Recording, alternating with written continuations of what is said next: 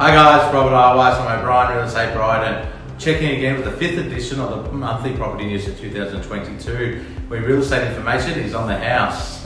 Before this week's interest rate rise, the last time Australia had an official interest rate rise was the Reserve Bank was 11.5 years ago in November 2010, and at that time the cash rate was increased to 4.75%, and from then we actually saw 15 rate cuts, with the last being November 2020. Just prior to COVID in 2019, interest rates were cut 3 times, June, July and November. Effectively, the rates were halved by the Reserve Bank in the year. Prior to these cuts, we experienced 70 months where rates were stable and unchanged in the market. In 2020, we saw 2 cuts in March and November 2020. The standard variable rate was basically means that pre-discounted banks prior to COVID was an average 4.7%, and just prior to this week's rate rise, it was 3.75%.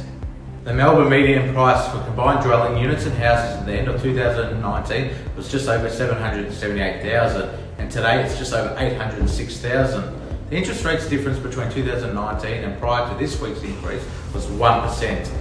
As you can see, the difference in the median prices isn't that much, but there are different economic challenges that helps Melbournians understand why so little. Today we have inflation of 5.1% and not 1.6% as it was in 2019. We have a very tight labour market. There are substantially more household savings, in particular more for Melbournians after 262 days in lockdown. Approximately 25% on average more supply of listings on the market than 2019, and a lower rate of overseas travellers, students and workers. Some of these new challenges help to keep pricing stable, while the others counteract price growth. We believe that pricing in Melbourne will be more resilient than other capital cities. Our growth through 2020 and 2021 was more than modest at 8.5% growth over the last 12 months, where Brisbane over 29%, Adelaide over 26%, Hobart over 20% and Canberra over 20%. Let's hope the interest rate rise drops the price of supermarkets and petrol prices before Melbourne real estate prices. Sellers can be rest assured selling and buying the same market safeguards you against the peaks and through a tough market. If rates increase by 1% over the course of this year, we'll see a pullback in demand, but there will be more equally in squeeze of supply. The market will find its place like it did in the early 2013s to early 2017 boom, where we saw the supply of listings in 2018 and 2019 tighten between 30 and 40% as sellers held firm. The CoreLogic Home Price Index was released for April, and nationally prices rose by 0.6%. Melbourne prices again remained flat, with no incline or decline. Melbourne is running 8% above the 5-year average supply of listings, where the top performing capital cities, Brisbane, are at least 20% short supply of listings.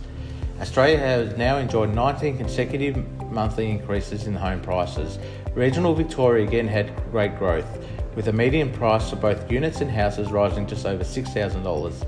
Shepparton topped all towns for growth, recording a 3% increase.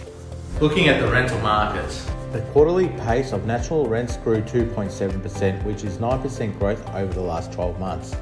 For Melbourne and regional Victoria investors, the rental market is very tightly held. Rent price growth momentum continues, with Melbourne units now at 8.4% increase over the last 12 months.